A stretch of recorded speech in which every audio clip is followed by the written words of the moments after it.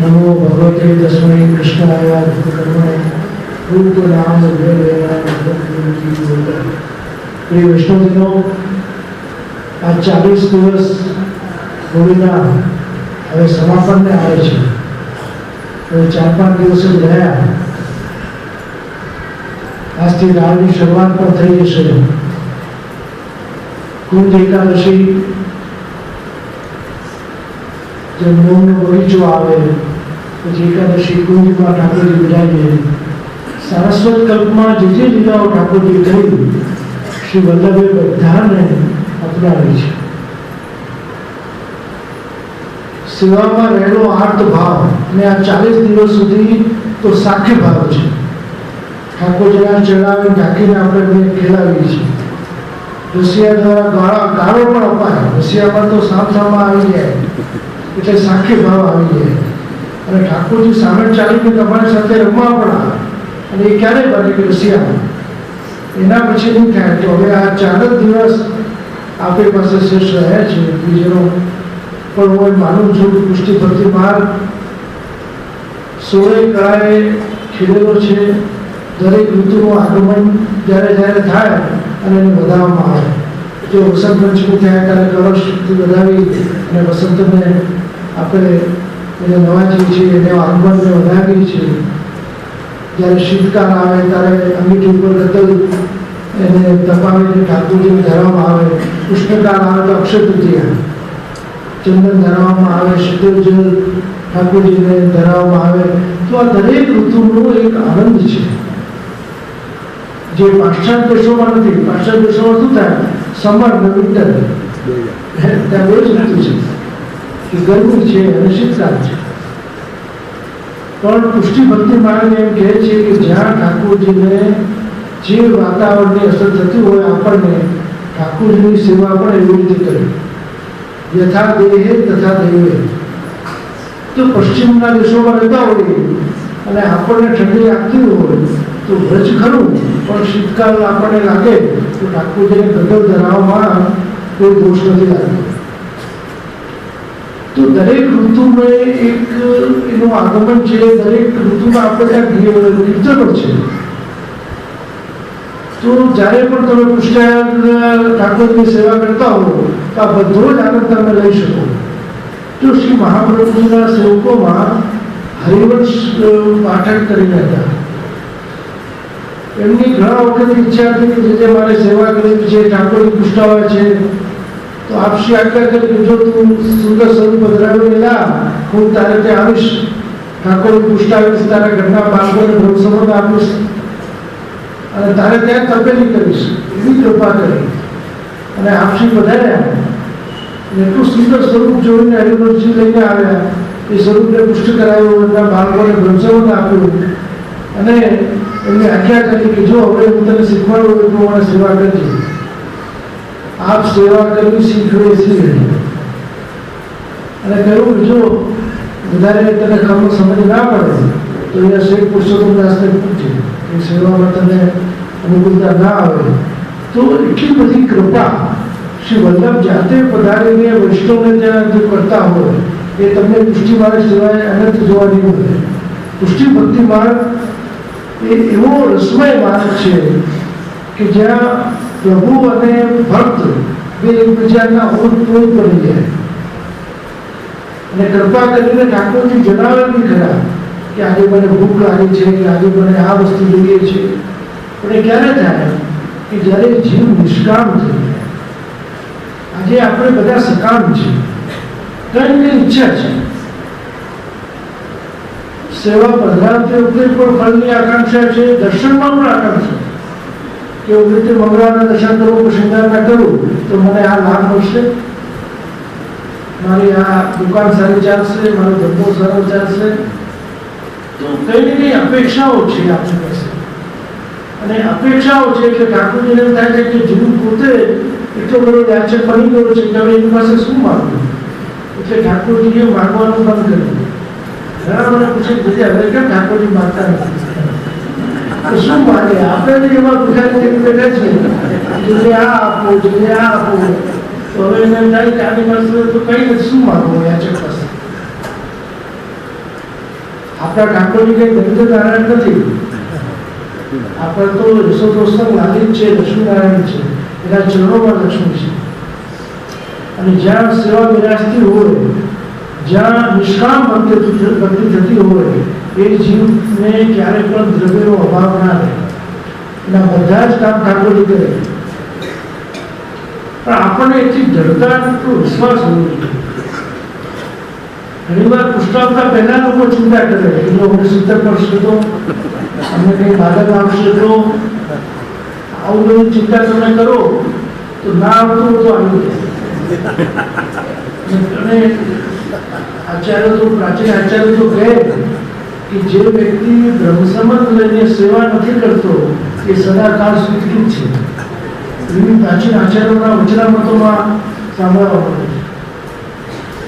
બ્રહ્મ સંબંધનું પ્રથમ પ્રયોજન ભગવત સેવા, અને સેવા દ્વારા જે તમારી ભક્તિ થાય. જો તમે વાણી દ્વારા તો કીર્તન કરીએ, આપણે ભગવાનના ઈશ્વર ગાન કરીએ, કોઈ આગળ ત્યાં મહેમાન આવ્યું હોય અને આપણે ખૂબ બધી મીઠાઈઓની વાત કરીએ, હું તમને આ ખવડાવું, તમને આ ખવડાવું, પણ કંઈ આપીએ નહીં તો એને થાય કે આ શું? નિત્યલીલાનો પાઠ કરીને કહ્યું કે આ જાતની સામગ્રી જરૂર, આ જરૂર, આ પણ ધરીએ કંઈ નહીં તો ઠાકોર થાય કે તો ખાલી વાતો જ કરે છે. પણ કરવું એ મહત્વનું છે. અને નિષ્કામ ભાવથી સેવા કો ફળ સેવા ચાલે. જો સેવા જે મળીને એ જ આપણા માટે સર્વોપરી છે. ભગવત સેવા કેટલા આપણા પૂર્વના સંસ્કારો હશે, પૂર્વ સત્કર્મો હશે તો ભગવત સેવા. જો સુખદેવજી પાસે મહાત્માઓ, સ્વર્ગના દેવતાઓ આવ્યા અમૃત કળશ લઈને કે આ ભાગવતજીનું ફળ અમને આપ્યું કે અમે તને અમૃત આપ્યું, ત્યારે એવું મેં જે કથામૃતનું પાન કર્યું છે એની આગળ અમૃત તો શૂન્ય છે. અમૃત તો મને જીવન આપશે, બીજું શું કરશે? પણ આ કથામૃત જે મેં કર્યું છે એ સદાકાળ માટે મને ભગવત સ્વરૂપનું યાદ દિલાવશે અને ઠાકોરજીના ચરણામૃતમાં રાખશે. આજના સમયમાં સત્સંગને આચરણમાં મૂકવાની જરૂર છે. આપણો સત્સંગ ખાલી વાણી પૂરતો સીમિત થઈ ગયો, એને આચરણમાં થઈ ગયું. અને તથાકથિત ભગવતીઓ, હું માનું છું કે વલ્લભની આજ્ઞા સિવાય કોઈનું પાલન કોઈ કરવું નથી. કંઈ પણ પ્રશ્ન થાય તો આપણે વલ્લભપુરના આચાર્યોને પૂછવું જોઈએ. જે પણ આપણે નિકટતમ હોય એ ફોન કરીને આપણે પૂછી શકાય. પણ અંદર વૈષ્ણવ જ્યારે એકબીજાને પૂછે છે અને પછી જે ગોટાળાની શરૂઆત થાય છે, અને હમણાં એવો ક્રમ કેમ ચાલી ગયો છે કે વલ્લભપુર તો કૃપા કરીને આજ્ઞા કરે પણ આપણે નહીં કરવું. એટલે વૈષ્ણવ પોતાને વલ્લભપુરથી પણ પોતાને શ્રેષ્ઠ માનવા લાગે. ઘણાના એવી જાત જાતના વિચારો હોય છે કે ચરણ સ્પર્શ કરીએ તો એમને શ્રમ પડે, એમની આગળ બોલીએ તો શ્રમ પડે. તો હવે તમે અમારી પાસે અડધો કલાક ડુંગા થઈને બેસો તમને કેવું લાગે? એ પૂછો કરો તમને આનંદ આવે ને, એમાં કંઈ શ્રમ ના પડે. અમારું જીવન જ એના માટે છે. એટલે આવી જાતની ભ્રાંતિઓ ભગવંતો દ્વારા વૈષ્ણવને અપાય છે કે વલ્લભ પાસે જવું તો કંઈ પૂછવું નહીં, જળ સ્પર્શ કરી તો શ્રમ પડે. એટલે એને લાભથી વંચિત કરી દેવામાં આવે છે. પછી કે ક્યાં કરવા જવું તો કઈ નહીં, તો મારા કરી લેવો. એવું મેં તો સાંભળ્યું છે. અરે બહુ ઈચ્છા છે તો મારા કરી લે. હવે આટલે સુધી થઈ જાય છે, પોતે પૂજાવાની ઈચ્છા રાખતા થઈ જાય. આ બહુ મોટો અપરાધ છે. કોઈને સેવાથી વંચિત કરવા, ગુરુદેવને પાસે જતા અટકાવવા એ બહુ મોટો અપરાધ છે. અને હંમેશા જો 84-252 જીવો જે હતા ને એમને બધા જ વૈષ્ણવ માનથી જોતા. એ કે વલ્લભના શિષ્ય છે. શ્રી ગુસાઈજી પણ એમનો આદર કરતા 84 વૈષ્ણવ કે મારા પિતાના સેવક છે. એમ આપણે જે ગુરુદેવના કૃપાપાત્ર વૈષ્ણવ હોય ને એમને બી માનથી જોવા જોઈએ. તો બહુ સમજવાની વાત છે. ઘણા એ લોકો સાથે વ્યવહાર પણ કરી દે છે કે તમે તો હવે બહુ આગળ નીકળી ગયા, તમે તો હવે મોટા થઈ ગયા. એવું નહીં વિચારવાનું. જે કૃપા પાત્ર છે એમને આગળથી જોવા અને એવું મોટું માનવાનું કે અમારા કરતાં વધારે એને કૃપા મળેલી છે. તો જો આપણે એમની કૃપામાં રહીશું તો વલ્લભની કૃપા વધારે વધશે. પણ જીવનો અહંકાર એટલો છે કે એનાથી દૂરી કરી લે છે. એટલે શું થાય છે કે સાનિધ્યનું બળ જે મળવું જોઈએ એ નથી મળતું. સાનિધ્યનું કૃપાનું બળ એનાથી આપણે વંચિત થઈ જઈએ છીએ. જે વ્યક્તિ ગમે એટલો સત્સંગ કરે પણ આચાર્યનું સાનિધ્ય સેવે તો એને એનું તરત ફળ મળે છે અને એને આપોઆપ જ્ઞાન થવા લાગે. જે મેં જોયું હતું તમારા દાજી મહારાજની સાથે જે વિષ્ણુ હતા એ એમના જેવા થઈ ગયા. તાર દૃષ્ટિ એમ જ કહેવાય કે એમના જેવા. એમનું બોલવું ચાલવું, એમનું રહેવું કરવું એ એટલા બધા એમનાથી પ્રભાવિત થયેલા હોય કે આપણને એમ લાગે કે જાણે કૂતરો બોલે. તો ક્યારે પણ કૃપાપાત્ર જીવની હાંસી કરવી કે એમને દૂર રાખવા એવો અપરાધ નહીં કરવો. એને એમ માનવું કે જરૂર આ આપણા કરતાં વધારે છે કે જેના વધારે નિકટ જઈ શક્યા છે, કંઈક એનામાં કંઈક વિશેષતા છે. પણ એ જીવે પણ વિચારવાનું છે કે મારામાં અહંકાર ના આવી જાય. પાછું એ બી વિચારવાનું કે મને કૃપાપાત્ર બનાવેલો છે, મારી રક્ષા વિચારી, તો મારામાં પણ કંઈ એટલો અહમ ના આવી જાય કે હું બીજાને વિચાર કરવાના. તો કૃપાને ઝેરવતા શીખવી જોઈએ. એમ કહેવાય છે કે શિયાળનું દૂધ હોય ને તો સોનાના પાત્રમાં ટકે. એમ કૃપાને ઝેરવવા માટે આપણું મન એવું સ્વસ્થ રાખવું જોઈએ, એટલી દ્રઢતા રાખવી જોઈએ અને ગુરુના વચનમાં એટલી શ્રદ્ધા. કોઈ પણ આજ્ઞા થઈ હોય તો એની પાછળનું ઘણું કારણ હશે એ માનીને ચાલો. શું ઘણી વાર એવા નિર્દેશ મળતા હોય છે અને આજના સમયમાં બહુ નિતાંત આવશ્યકતા છે કે લોકો એટલા બધા વ્યસ્ત જીવન જીવે છે, એમાં ભગવત સેવા માટે, ભગવત સત્સંગ સેવા માટે સમય કાઢવો એ પણ દુર્લભ થઈ ગયું છે. પણ નારાયણજી દાસજી કાયસ્થ કેવા ભગવતી હતા કે દુકાનમાં બેઠા બેઠા સત્સંગ કરતા. કે એમને ગુજરાતીનું બાળક મળી ગયું, ખાલી એને કીધું તારે આટલું જ કરવાનું કે ભૈયાજી ગોકુલ કપ ચલો, અને એ ગીતાની સાથે એ બેસું થઈ ગયા. દેહાનુસંધાનનું વિસ્મરણ થઈ ગયું. જેનો એ બહુ સમજવાની વાત છે. ઘણી વાર આપણું શરીર ત્યાં છે પણ મન ત્યાં નથી. આપણો દેહ છે પણ આપણું મન નથી. પણ મનનું એટલું બધું મહત્વ છે કે દેહ તમારું ના હોય ને મન જો ત્યાં હશે તો પણ તમને એની અનુભૂતિ થશે. અમારા કડીમાં બહુ વર્ષો પહેલા એક માજી હતા, એ અંધ હતા. તો એને છપ્પન બહુ ત્યાં તો વર્ષો પહેલાની વાત છે. એને દર્શન કરવા ઈચ્છા હતી, કોઈ લઈ ના કર્યું. પણ જ્યારે લોકો દર્શન કરીને આવે તો બધું જ વર્ણન એને કરી દીધું. ઠાકોરજી એમને ત્યાં બેઠે દર્શન આપે કે આ સામગ્રી હતી, આ ઠાકોરજી બનાવ્યું હતું, આ બાળકોએ આરતી કરી હતી, એટલું બધું કર્યું. તો આ કૃપાનું લક્ષણ છે.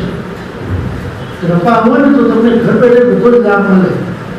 આજકાલ લોકોને શું ભરવાનું શું બહુ છે કે અમે બીજું માટે ઘણા તો જેમ પેલા હજ કરી આ હજ કરી આ ભાષા આપણી નથી. ઘણા બધા સુનાયા હજ કરી હજ કરી આ મુસ્લિમ ભાષ શબ્દ છે. હજ કરી આ હાજી થઈ ગયા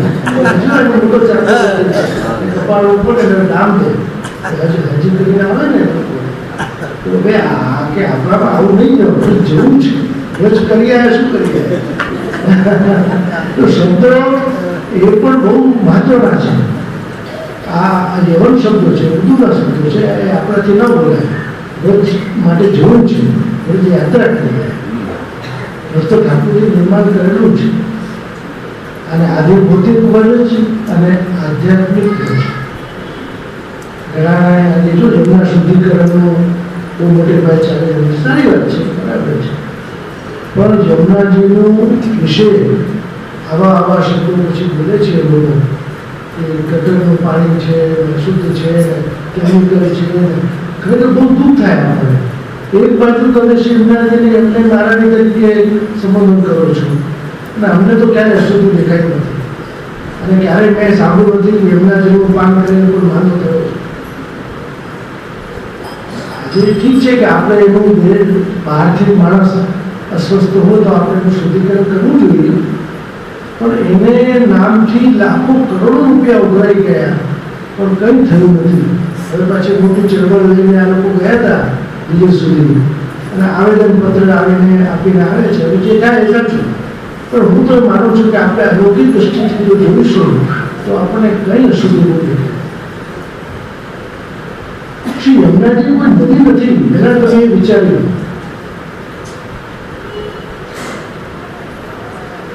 એ આદિદેવી શક્તિ છે. એમાં કચરો દેખાય તો આપણી આંખોનો દોષ છે, એમાં અશુદ્ધિ દેખાય તો આપણામાં કઈ અશુદ્ધિ છે. હું તો એટલે સુધી માનું છું. અને જ્યારે બી જલપાન કરીએ આપણે હાથથી હલાવીને જ્યાં પ્રવાહનું જળ હોય ત્યાં જ કરાય.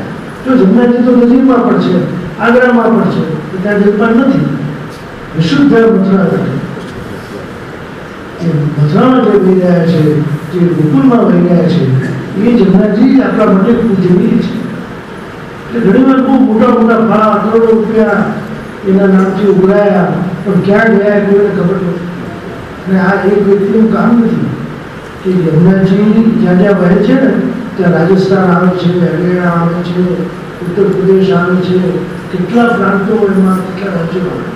બધા રાજ્યો એક થાય બધાથી અને કેન્દ્ર સરકારનું કામ છે. તો જરૂર આપણે હોવું જોઈએ, આપણે જરૂર માનીએ છીએ, પણ એના માટે થઈને જમનાજી માટે એવા એવા શબ્દો એક પત્રિકા વાંચ્યું હતું. હવે તો જમનાજીનું પાર કરવા જેવું નથી, એવું અશુદ્ધ થઈ ગયું છે. એ ખરેખર આપણા મનને દુઃખ થાય આવા શબ્દો બોલે. જે પણ આધ્યાત્મિક વસ્તુઓ છે એમના માટે આવા શબ્દોનો પ્રયોગ ન થાય, કે આપણને દોષ લાગે છે. તો એટલા માટે જ કહ્યું છે કે શ્રી જય એમને આખો દિને દિને અપનાવી કરે કે શ્રી ગોવર્ધન વર્ગી અને એ ઔષધિ સમાન છે. આપણા માટે જમના સ્નાનનું એટલું મહત્વ નથી એટલું જમના પાનનું છે. આજે લાખો વૈષ્ણવ જાય છે 12 મહિનામાં. આપણે પોતે જો વિચારી, દરેક વ્યક્તિ જો વિચારે કે હું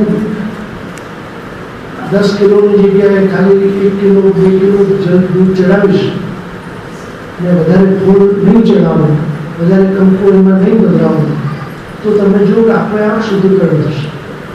દરેક વ્યક્તિ જતીપુરામાં જાય, કોઈ કે 1 મણ દૂધ ચડાવ્યું, 2 મણ ચડાવ્યું, અત્યારે સાવ કેમિકલ વાળું થયું. ત્યાંના બાળકો ભૂખ્યા રહી ગયા છે. અને તમે જો એ દૂધમાં ચિકાસ નથી. જે લોકો 25 કે 50 કિલો દૂધ ચડાવતા શું જોયું તમે? પહેલાં દૂધ આવે તો આપણા કપડામાં પડે તો એ કેવા થઈ ગયા ચીકણા. કોનું એમાં કેમિકલ છે? એવું દૂધ ચડાવવું એના કરતાં 1 કિલો 2 કિલો દૂધ ઠાકોરજીને ભોગ ધરાવવું એ વધારે ઉત્તમ છે. આપણે ત્યાં ચરણામૃત કરતાં અધરામૃતનું વધારે મહત્વ છે. એટલે ચરણામૃત તો ચરણો થઈ ગયું, એ તો પછી ખાલી એને વાટી દેવાય. ત્યારે અધરામૃત એનો ભાવ ઘણો મોટો છે. કૃષ્ણ અધરામૃતા સ્વાદમ સિદ્ધિ તો ન સંશય. અધરામૃતનું આસ્વાદન બહુ વિશેષ છે. જો શ્રી મહાપ્રભુજીને કનકાભિષેક થયો તો બધું સ્વર્ણ બ્રાહ્મણો દાન આપી દીધું. એ સ્નાનમૃત હતું. અને એકાદશીમાં જે મહાપ્રસાદ જગન્નાથજીનો કોઈ આપી દીધો તો આખી રાત આપશ્રી ઉભા રહ્યા એ હાથમાં પ્રસાદ લઈને. કેટલું મહાત્મા બતાવ્યું સક્રિય પ્રસાદનું કે દ્વાદશી સર્વનો સવાર થાય અને હું આગ્રહ કરું. એટલે મહાપ્રસાદનું મહત્વ અતિ વિશેષ. અને દરેક વૈષ્ણવ વિચારે કે હું ચઢાવવા કરતા અરોગાવું અને ત્યાંના ગરીબ બ્રાહ્મણો વ્રજવાસીઓ છે એમને વિતરણ કરવું, આવેલા વૈષ્ણવને વિતરણ કરવું તો વધારે સારું છે. કોઈના પેટમાં જાય, કોઈના એમાં વધારે પોષણ થાય તો ઠાકોરજી વધારે રાજી થાય. એટલે હવે થોડું દૃષ્ટિકોણ બદલવાની જરૂર છે. એ શ્રી અંદાજીને શુદ્ધિકરણ માટે દરેક વ્યક્તિએ વિચારી જશે આ શું બધા બાધાઓ રાખે કે મારે આટલા કિલો ચડાવો આટલા કિલો ચડાવો, પણ એ ખોટું છે. ચઢાવવાનું ભલે થોડું, અરોપાઓ વધારે, અને અરોપાવીને બધાને આપી દો. આજે આપણે 56 રોગ થાય છે તો કોઈ એક જણા રહે. આજે જાતના ડાયાબિટીસના જમાનામાં ડરે બધા કરતા બધા વિતરણ થઈ જાય. અમેરિકામાં 56 રોગ થયો તો કોઈ વિશ્વાસ લેતા નથી, લોકો ડરી જાય કે જે આવો મોટો દાડો કેટલી અમને કેલેરી મળી જાય. ડરે બધા. હવે લોકો બધા હેલ્થ કોન્શિયસ થઈ ગયા. એક બેનને ડાયાબિટીસ હતો, ઠાકોરજીને સુગર ફ્રી બનાવતો હતો. મને કેમ ખબર પડે કે ના જોઈએ આ બરોબર મને આ સુગર ફ્રીનું જ છે. ભાઈ આપણે ડાયાબિટીસ ઠાકોરજી નથી, એમને સુગર ફ્રી ના ધરાવે. એટલે આ છે ને ઘણી વાર અતિરેક થઈ જાય છે. એમના માટે નથી, ભલે આપણે થોડી માત્રામાં લઈએ. અને ઘણી વાર એ પ્રશ્ન થાય છે જેને આટલું બધું પ્રસાદ પછી અમે કરીએ છીએ. ઘણા પોતાના પતિને આપે, બાળકોને આપે, હવે એ લોકોને પણ આ તકલીફો હોય તો થોડું બનાવે, એમની માત્રા થોડી કરે. આ મેઘ બહુ બધા મંદિરોમાં આવે, વિષ્ણુ ના આવે. વૈષ્ણવ જેટલા 2 જણ હોય 3 જણ હોય એટલું ઠાકોરજી અરોગતા હોય. આ મેઘ બહુ આ બધું છે ને અમારા મંદિરોમાં આવે કે અમારા વિષ્ણુમાં વિતરણ થઈ જાય. શિવાજીમાં એટલો બધો મેઘ છે, પણ એ બધો મેઘ ત્યાંના જે કર્મચારીઓને આપી દેવામાં આવે છે. એના પગાર બહુ ઓછા છે, પણ એમાંથી પછી વિતરણ કરી અને એનું ગુજરાત લોકો ચલાવે છે. તો દરેક વ્યક્તિ જો વિચારે કે અમે સાવધાનતા રાખીશું અને સંપ્રદાયનું ખરાબ ન થાય, શ્રી હનુમાનજીને શ્રમ ન પડે, એ જો ભાવ રાખીને વચમાં જઈએ તો એ ભજની યાત્રા જરૂર સફળ થાય. આ જુની મનોરથ પણ બહુ પાસેથી આવેલો છે. આ છેલ્લા હું માનું છું કે 60-70 વર્ષમાં આવેલો છે. પહેલાંનો કંઈ ઉલ્લેખ પ્રાચીન ગ્રંથોમાં નથી મળતો. ઠીક છે, વાંધો કરે તો હવે બારે ત્યાંના લોકોને ઠાકોરજી પડતા મળે, પણ કોઈ પણ વસ્તુ વિવેક દ્વારા કરવી, વિવેક બુદ્ધિ રાખીને જો આપણે કરીએ અને કોઈ પણ સેવામાં પ્રભુને પરિશ્રમ ન પડે, તત્સુખનો વિચાર રાખીને જો કરીએ તો જરૂર હું માનું છું કે આપણી સેવા સાર્થક થાય. તો ઘણી વાર શું થાય કે આપણે શ્રમ આપીએ ઠાકોર, સેવા તો બાજુમાં રહેલી શ્રમ વધી જાય છે.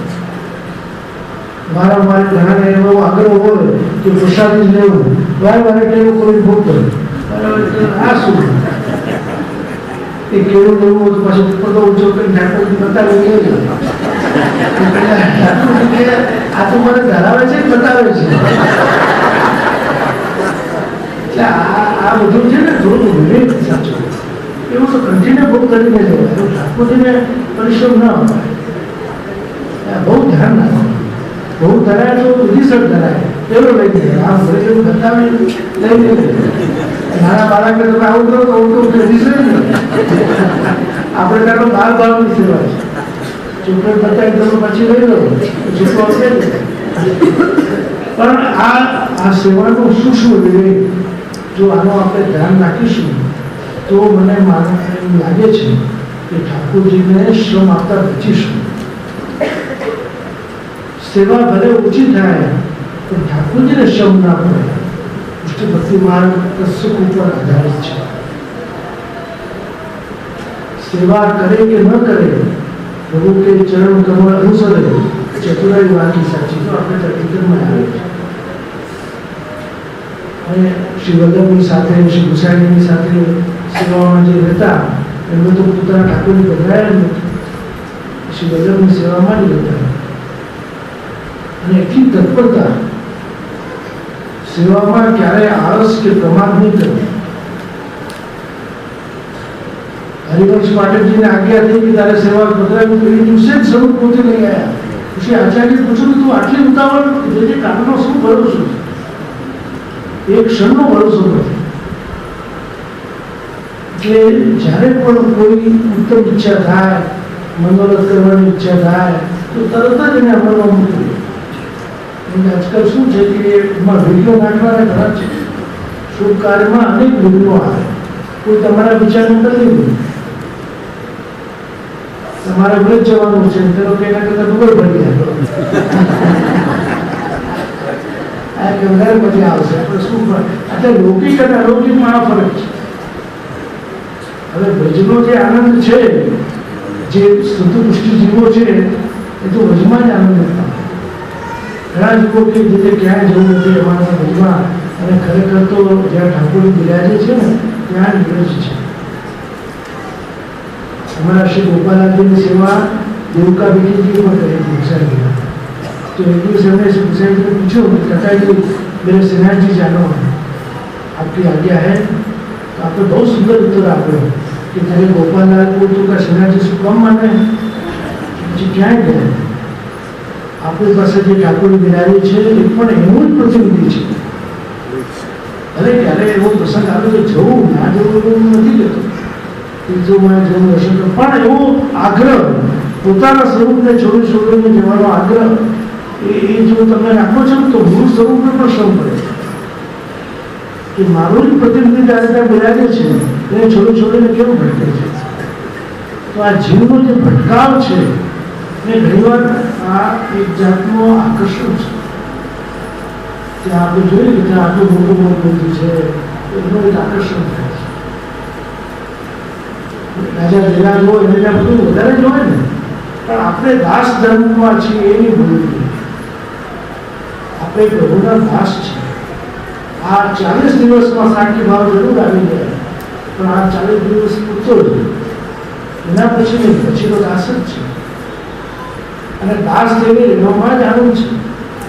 સાકી થઈને રહો ને તો કદાચ ભૂલ થાય તો ઠાકોરજી ક્ષમા ન પણ થાય. તો ઘણી વાર મિત્રો શક્તિ પણ જોઈએ, પણ દાસ હોય એના પર હંમેશા કૃપા રહે. ગમે તેમ જીવ છે, જીવ છે દોષથી ભરેલો છે. જીવા હા સ્વભાવ તો દુષ્ટા દોષ ભાવ સર્વ, એટલે કૃપા કરીને એને ક્ષમા પણ કરી. ગુરુજનો આજથી આપણે ત્યાં જે ગાયનો પણ આરંભ થઈ રહ્યો છે અને દેવોત્સવ પણ આવશે. બધાને દેવોત્સવનું આમંત્રણ આપ્યું છે. અને એ દિવસે તો જગન્નાથ બાબા રાકેશ બાબા પણ હશે, એટલે દોડનો એ લોકો આગ્રહ રાખે છે કે અહીંયા કરવું.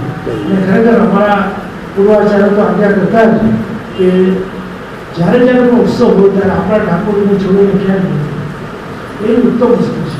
અને અમને તો ક્યાંય જવાની ઈચ્છા નથી. ખરેખર આ ઉષ્ણકાળ આવે તો ગરમીથી બચવા માટે જોયું છે, અને ઉષ્ણકાળની ગરમી સહન નથી થતી. પણ અને ત્યાંના વૈષ્ણવનો એટલો વહેલો હોય છે તો અત્યારથી ઘણો આવવા લાગ્યા કે એ લોકો ઈચ્છા રાખે કે જે વર્ષમાં એકાદ મહિનો આપણે આ બધા અમને પણ સારા જેવું સુખ મળે. એવા જીવો ઉપરના પ્રેમને લઈને અમે જતા હોઈએ તો બીજા પણ લાભ લેતા હોઈએ. કારણ કે હવે કોઈ જાતનો મોહ નથી, બધું જોઈને બેઠા છે. જો મોહ નષ્ટ થાય ને તો જ સાચો વૈરાગ ઉત્પન્ન થાય. તો એમ થાય કે આમાં કંઈ સાર નથી. અને જે ઘરમાં ભગવત સેવા પરાયણ જીવન જીવે છે તો શ્રી વલ્લભની કૃપા જરૂર એના પર થાય છે. તો અંતમાં સમય થઈ ગયો છે. ખૂબ ખૂબ શુભકામનાઓ આપું છું કે આ 40 દિવસ ક્યાં વ્યતીત થઈ ગયા, પાછા આવતા વર્ષે આવશે. અને આજે આ ટીપણીનું વિમોચન થયું, બહાર તમને મળશે. અને ખાસ આપણું બધું અખેરો મધ્રમ તું જેને ન વસાવ્યું હોય ત્વરિત વસાવ્યું. એના 60 પ્રશ્નો તમને ઘણા બધા તમારી સમસ્યાઓનું નિરાકરણ એમાં મળી જશે. કે પૂછનાર કોણ છે? ગુજરાતમાં. અને ઉત્તર અમે આપ્યો છે. એવા ઘણા પત્રો આવ્યા છે કે જેની પ્રશ્નો બહુ સુંદર છે, સમજવા જેવા છે. એના ઉત્તર અમે આપ્યા છે અને એનો ભાવ પ્રકાશ આવે. તો જેને ના વસાવ્યું વસાવી લે. જેમ જો આપણે પેલા મધુરમ એ અવેલેબલ નથી, ઘણા માગે છે નથી મળતી, તો એવું ન થાય. અઢળક મધરમ આપણી પાસે છે, તો આપણે જરૂર એનો લાભ લઈએ. જેને નથી વસાવ્યું એ તરત વસાવી લે. અને તમે જો સરળ ગુજરાતી ભાષામાં છે, અત્યારની સમસ્યાઓ છે, 500 વર્ષ પહેલાની નથી, અત્યારની સમસ્યાઓ છે. અને અત્યારની સમસ્યાઓનું નિરાકરણ એમાં તમને મળશે, તો જરૂરથી વસાવી લે. ખૂબ શુભકામના આપી મારી વાણીને